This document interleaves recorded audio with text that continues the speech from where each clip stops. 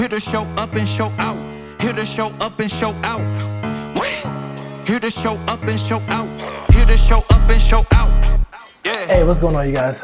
Name is Desmond here, and I am here today. I wanted to just talk through a list of questions that I got. And this is just real informal, nothing too major, but I was doing some work earlier this week. I did some work last week as well, just on the corporate space. And I even had the opportunity to come in contact with a few new photographers in the area. And so I just want to say shout out to Peace, who actually sent me a list of questions, because as you guys know, I'm always here to help inspire, help people grow, as well as also help people get to the next level. And so I've been doing this, as you guys know, for goodness, 10 plus years, maybe close to 12, 13 years. And as I've been building this business, as I've been building this network, the biggest thing that I focus heavily on is transparency. And so what she did was she literally, it was probably, I'll be honest, I think it was probably around 5 or 6 o'clock this morning that she sent me some messages. So I'm taking it, it was 7 this morning. So I'm taking it as she probably sent this right after her prayer time, and the Lord just dropped a whole bunch of ideas in her head, and she said, let's get it. And so what I want to do is just get into it. I want to answer these questions live. I'm going to read them, and then I'm going to answer the questions how I feel and what I think will be the best feedback for it. So first question, how do you determine pricing, not undersell yourself in your line of work? Because I do love photography and it's fun covering events, but I have tendency to lowball my price for the sake of it doesn't tire me out or it's a learning experience. So I think this is a good question, definitely when it comes to numbers, and I know we can definitely talk through numbers a lot more, but when you think about your price is based on your experience. Your price is also based on, have you done it before? Your price is based on being true or understanding what you're doing, right? And so I look at my price, and my price structure is set up based on the experience. Now, am I $500-$600 an hour? No, I'm not. I don't charge $500-$600 an hour for photography or videography. But what I do is I have my price set based on what I want to make every time I leave my house. And I had a photographer ask me this once before, hey, what are you willing to leave for? And this was one of my good friends, and he was like, hey, Des, one of the biggest things that you have to keep in mind is that you have a family, you have responsibilities, and so everything can't be a yes. Another good friend of mine, who is definitely the person that I love dearly, she's my right-hand man, she's also my partner in crime, she's my wife. She just says it best, all money's not good money. And for her, that is the sake of saying, is it worth your time? And oftentimes we have to get careful with that question, because when you think about it, is it worth your time, you can really start to say, hey, you're putting yourself on a pedestal. But for me, it's the idea of the time that I lose spending it with my family, the time that I lose spending it with my friends, the time that I lose even maybe taking care of myself.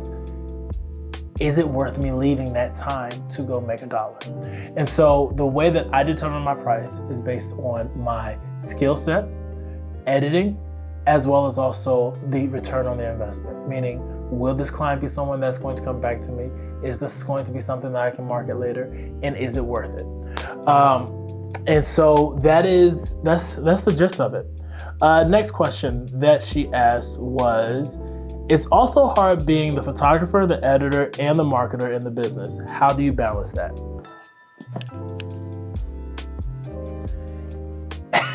I'm gonna be honest. That's the name of the game. Now, as you grow, as you build, as you expand your business, then you hire editors. You hire someone to do your marketing. I myself, I have an editor that I do hire to do most of my editing. But as far as my marketing goes, that's on me. Because I believe that I have to be the one that markets my business. Now, do I have people that give me wisdom and insight on how to move my business in the next direction? Absolutely. That's called your mentors. But as far as balancing all three, it's just setting up some type of schedule.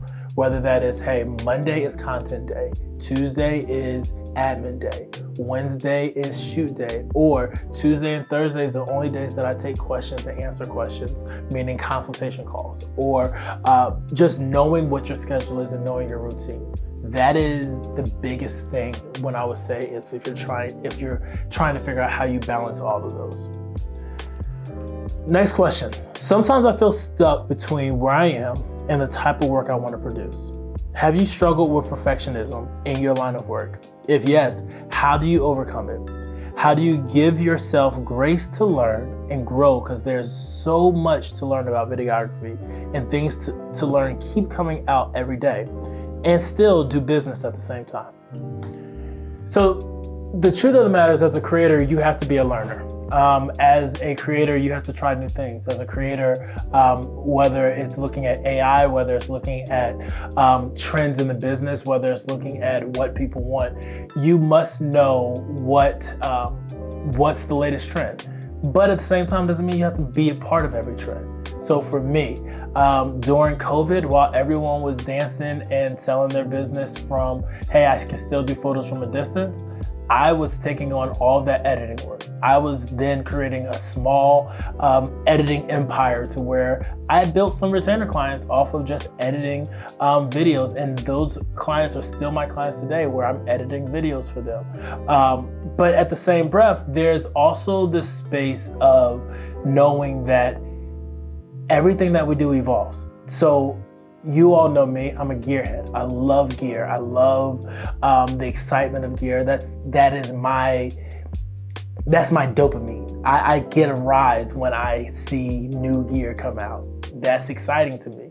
But that doesn't mean that I go buy it all. But I like to do the research. I like to see what's the difference. But also for me is, I'm always looking at efficiency. So as new gear comes out, if it's going to help my workflow, if it's going to help my process, then I may look into investing in it. And so that's where I create the balance often when it comes to when it comes to the evolving or the evolution of videography and photography. Taking time to learn is a part of the game. That's a part of the business. Now, that's how you're also able to charge what you charge. That's how you're able to really set your prices, is because of what you know. Because people are not paying you for the camera. They're paying you for what's in your head. They're paying you for your expertise. They're paying you for what you can bring to the table. If you can just bring good pictures and bring good videos, then guess what? That's what the new iPhone 17 can do. It shoots 48 megapixels. It has 4K. It can zoom in. It can do all these great things. But that means nothing to a client who is also needing someone to now become an affiliate arm of their marketing department, who's going to see the vision and be able to take their vision to the next level. And that's where learning kicks in. That's where knowing what your product can do and how far your product can go. Prime example, I shoot with a FX30. I also shoot with a C70. I also shoot with the R5C. Each of those cameras have a different tool usage, meaning I don't take my R5C to do the same work that I do with my FX30. Now, some people say, well, why? It's just a camera. Yeah, sure. But I buy my cameras just like a roofer buys their tools, just like a builder buys certain tools to build a house. I buy my cameras for those tools as well. And can some of them be versatile? Absolutely. But some clients don't need a C70. Some of my clients just need a good old Osmo Action Pocket 3 or Pocket 2, I mean. You know, that is understanding the workflow. That's understanding the tools. And so there comes this level of knowledge that you're able to hold on to where when a client is talking to you, even for a consultation, you're able to say, okay, we're going to use this camera package, we're going to use this lighting technique, and we're going to have this type of effect here to give them what their final product looks like. Or it's the idea of saying, I have a good understanding of what you're wanting, and being able to show work that you've done in the past that may align to that. And so that's why you have to always be a learner and constantly keep trying to learn. Number 4, sometimes I feel stuck between where I am and the type of work I want to produce. Oh no, let me answer that part about being stuck. Being stuck is a mindset. Being stuck is the thought of looking to the left and to the right. Social media will get a lot of people stuck. That's why a lot of photographers find it hard to crack the $50,000 mark. That's why a lot of photographers find it hard to crack the 6 figures, because they are constantly looking at other people. When you put your head down and work and find your clients like the old-fashioned way, guess what happens? Money will come to you. Just like the idea of being a creator. You know, here's the thing that I look at. As a creator, I'm not concerned about what Johnny did. I'm concerned about what my end product's going to look like. And if I don't like it, I can't go blame Johnny. I can only blame myself. And so you have to find this level of contentment in saying, this is where I am today, and having a vision of where you want to go in the future. And that's where I would say is how I get past the whole perfectionism, because the truth of the matter is I'm not perfect. I mean, let's call a spade a spade. YouTube is one of those things that's not my strong suit. I would love to say that I'm going to drop a video every single week and it's going to be have all these actions. It's not me. It's just something that I haven't done consistently. 1, well, because I'm a husband. 2, I'm a father. 3, I'm a business owner. 4, I have not marked that as a priority in my schedule. It's there, but it's not a priority. And so in order to get to this place of contentment, there also has to be a level of knowing what you prioritize is also what you will see the greatest gain and reward on. A seed in which you plant into the ground only grows if you take the time to nurture it and water it. All right, here we go. Next question. How do you personally incorporate God into your business? So, and I know this is definitely a challenge, definitely when you think of YouTube, because I know there's a lot of religions out there. I know a lot of people have their own faith-based religion, and this is nothing against anyone. I believe what I believe in who I believe, because that's my belief. But I believe that how you treat others, how you love and how you show up, and how you become integral automatically becomes the reflection of Christ, or automatically becomes the reflection of what you choose to believe. So for me, for my faith and what I believe, how I show up every day for my clients and how I show up every day for my family, it shows also in my work. That's how I incorporate it. I don't have to sing on the mountaintop that I'm a believer. My actions is the reflection of me being a believer. And most of my clients, they know it, they feel it. And I have also some clients that are atheists and that are not believers. And guess what? They still respect me. I still respect them. I have clients that think and believe and vote a whole different route. And it doesn't matter, because for me, it's a job. But then on the other side of it is, I'm going to love you regardless. I'm going to respect you regardless. What I care about most is that my moral value and what I believe is a reflection of my actions, not by what I say. It's what I do. All right, next thing. Becoming business-minded. What practical things can I do today to shift into that mindset? I came up with the name and that's about it. I think I know my niche, but I'm still exploring it. So to be business-minded means that you have to fail forward. You have to try some things. But the first few things that I always tell people is, 1, you gotta make sure you set up your business correctly. So you gotta have an LLC, you gotta have, or a DBA. There's still power in a DBA. You can still do business in a DBA. Then there's also the idea of making sure that you know what your plan is. So writing out your goals. So every year, I talk about this often, is I write out what equipment I want to buy from January till all the way until December. I write it out. I also then write out how much that gear costs. I then also write out what is the potential of it might change, meaning am I looking at this gear and saying, I might want it, I might not, and just move it out the way or not.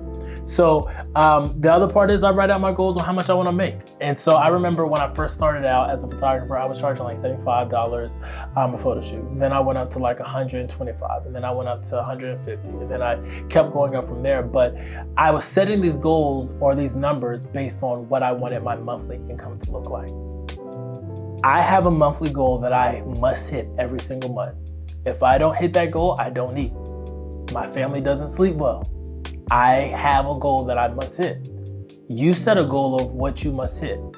Then you also set a goal of what is your stretch goal? What is something that's like, it is miraculous if you hit it. You hit that.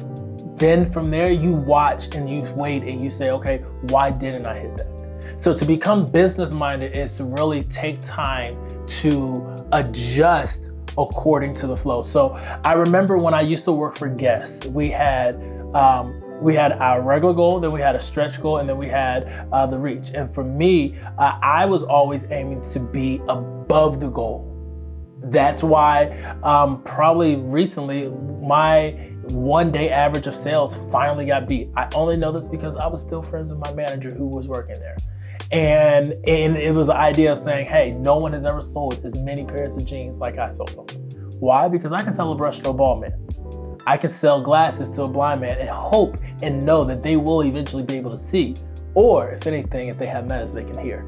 So at the end of the day, it's just knowing what your product is, knowing what you're pushing to sell, and then being integral about it. Making sure that you are you're so conscious of that goal. And so you write it down, you put it on a board, and then you make sure that every day you visit it.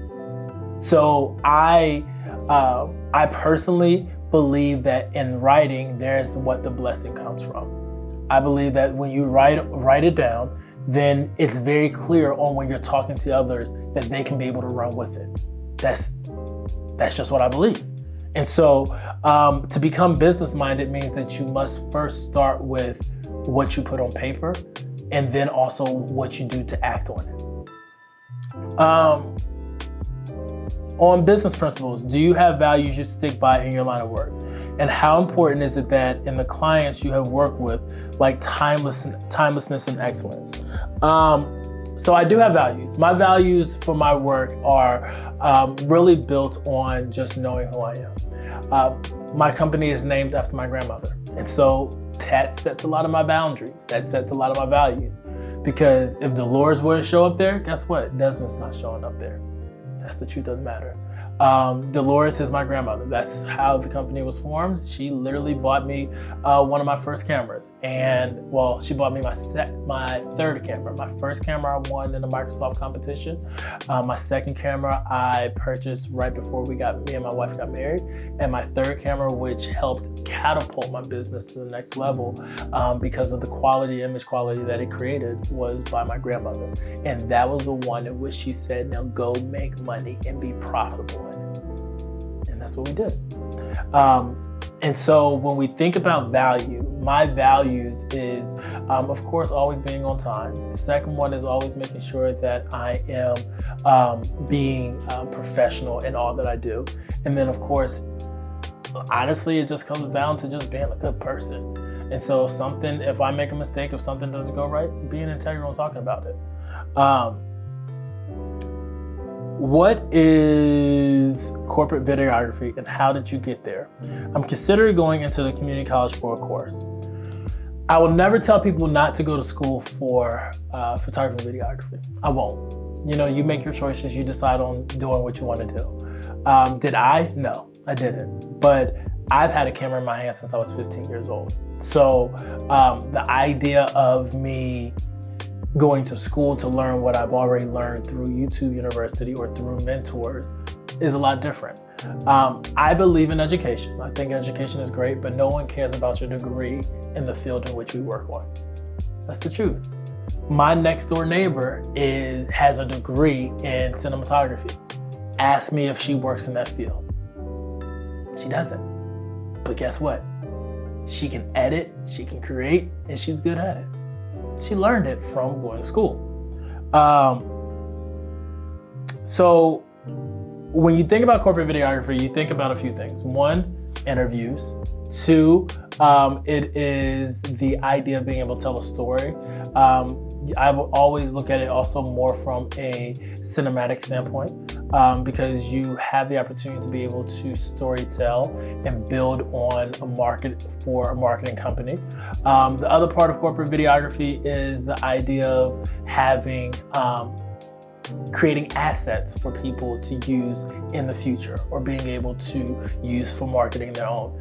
And the focus is typically anywhere between mid-sized to large-scale corporate companies, meaning you have like a Toyota, you have associations, you have nonprofits, and I typically am looking to say, do they have or do they meet in the ranges of what our prices are to be able to afford what we're able to deliver? Doesn't mean I don't work with the small businesses, because I believe that small businesses have the power just like I have the power.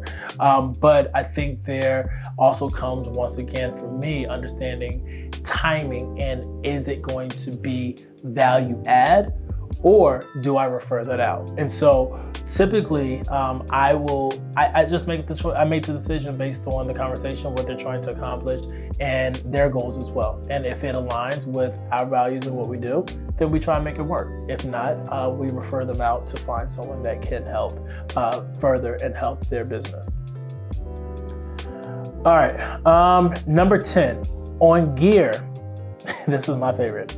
I have a Sony a7 III. It's been my most expensive purchase so far, but after saving for a while, there's a lot of things I'm missing out on. My camera now lacks its built-in stabilization. You mentioned the a7 IV at church the other day. Yep. Would you recommend it long-term? Are there any other cameras you recommend? And do you have any recommendations on gimbals? So I'm a DJI person first and foremost. So gimbal-wise, I only run with DJI. I've had Zhiyun before. I thought it was a great company. I think that they've done a great job with the crane, but personally, I like DJI's gimbals just because it works for what I shoot. Now, when it comes to the camera system, so there's a lot of cameras I can recommend. There's the a7 IV, there's the FX30, there's the FX3, there is the Canon side. You have the R5C, you have the R5, you have the R6 Mark II, you have the C50, you have the C70, the C80. Cameras are based on what you like, but they're just a tool. They're not going to determine the work that comes to you. I have had jobs, big jobs, and I shot them on an A7 R2. I've had big jobs and I shot them on a 5D. I mean, honestly, if I'm being honest, I remember when we first did some work with Toyota, as well as also back in the day when we were doing a lot of work with the, oh goodness, what's the name? Lexus. Though we used small cameras. We weren't coming out with FX6s. We weren't coming out with C300s. We weren't doing any of that. We were able to get the job done with what we had. And so I like to tell people, use what you have and then build on it based on as you build your budget. Most clients don't care about what you show up with. I only have a few that actually ask me about my cameras. Most of the time, they just know that they've seen the work, so they trust what I can do. That's the reality of that. Now, when it comes to long-term, I can't answer that. I can't give you an answer on how long a camera's gonna last. I, to this day, can take my 5D Mark III off the top of my shelf and go take photos today.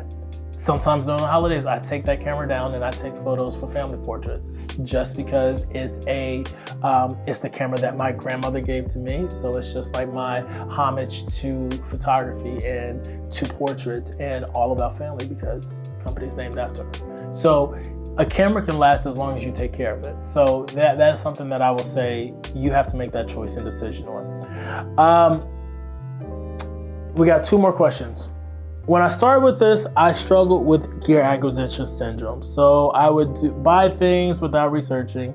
And your line of work, how do you avoid buying every new upgrade that pops up? So I kind of answered this already. I'll be honest with you. I buy what I like. I buy what I enjoy. I buy what I feel is going to make my workflow easier. So how to avoid it is just saying yes or no. That's the truth of the matter. Also, the other way is having your wife monitor all your financial spending. So I make sure that in anything, it makes financial sense for our business as well as financial sense for our house. And so do I want an Ari? No, I don't have a desire to buy Ari. Do I have a desire to buy a C400? Yeah, I want one, but I don't need it right now. Now, I also sell gear too. So for example, I have some Nanlite 300Bs that I'm trying to sell right now. I have just about every DJI mic system that's come out.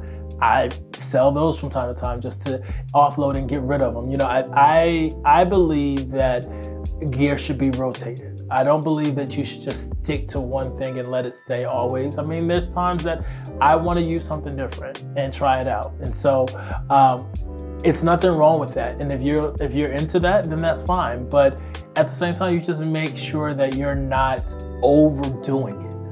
Because there's a place that I believe that YouTube creates of where we see gear and instantly think, I need it. We don't need the gear, we want the gear. So you separate the difference between needs and wants, and that'll help you make a decision on how you further in buying and making wiser purchases. So, for example, lenses. I believe that everyone should always start out with some form of a zoom lens. So whether it's a 24-70, a 70-200, I don't believe a 15-35 is your starter lens unless you're going into real estate. I think that everyone should always have one type of prime, whether that's a 35 or a 50 or 85, just depending on what you shoot. If you're still trying to figure that out, a 50mm is a great in between. I believe if you're into video, that everyone needs a light, you need a lav, you need a tripod. You want a gimbal, but you don't need a gimbal. Our cameras have a lot of internal and in-body stabilization, so you don't always need that. And at the same time, not everything requires it. I can tell you, I don't use my gimbal nearly as much as I used to because my workflow and my work has changed.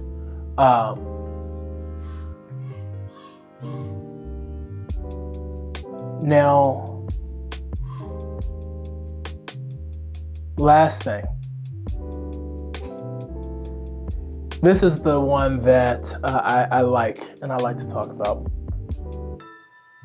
My biggest hurdle is getting business minded. Have you always been full-time? And if not, how did you manage both your 9 to 5 and also your photography business? So here's the reality. I'm still not full-time. I work 2 full-time jobs. I have a corporate job, and then I also have a corporate business. I own my business. And how I manage that is I work at night. I do a lot of work at night. I am serious about my calendar. And so I focus my time and I render unto Caesar what's due to Caesar. And then at night is where I do my work. And on my lunch breaks, I used to send emails out to my clients. Or in the morning, I get up super early and I have those emails queued up and ready to send. I use my technology as my benefit. So do I work both jobs at the same time? No. But if there are clients that are wanting to book while I'm working in a day, I will typically see if the value is high enough and it's worth me taking vacation or taking time off, then that's what I would do. But it's not one of those things that I say there's balance. I think there is a such thing as just being a good employee. Because not everyone, most times people don't need you to shoot at 7 o'clock in the morning or 10 o'clock in the morning. Most work, because most people also everyone has a job in some form or fashion. So you're able to balance that. Also, I use my weekends very well. So I can easily line up a Saturday and get all the work I need done before 2 o'clock. And at that point, my family's ready to get out and about, and then I meet up with my family. Sundays is typically my day in which I don't do too much work unless the bag makes it make sense.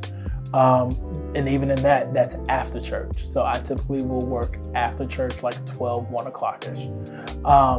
And But during football season, it's a little bit different because I got to see my Eagles win.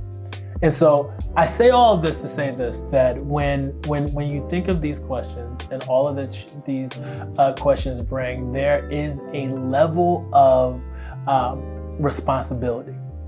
And so I don't want someone to watch this video and think, oh my goodness, I can be an expert, or oh my goodness, this is the golden rule. It's not.